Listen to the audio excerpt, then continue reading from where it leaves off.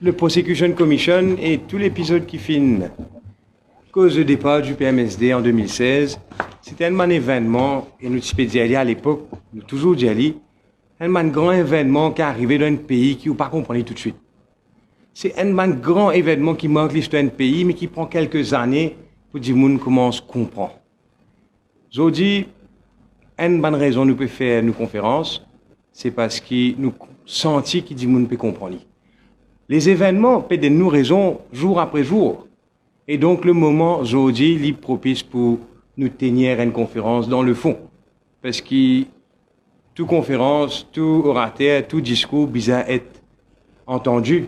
Du monde faut des envie écouter.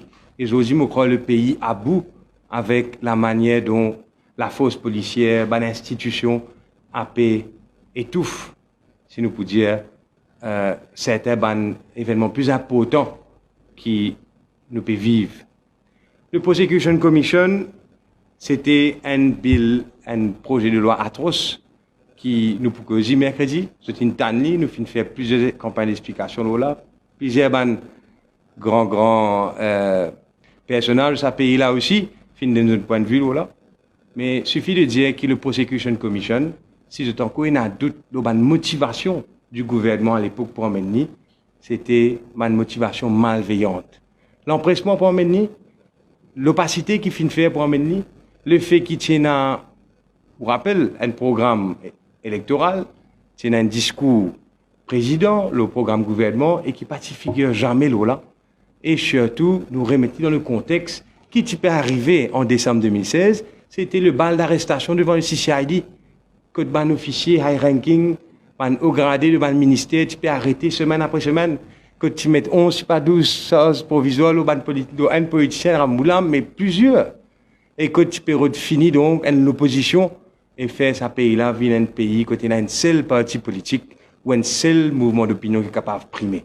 Malheureusement, Prosecution Commission, c'était un outil pour bailler un adversaire, un outil pour tirer revanche et surtout un outil pour faire peur.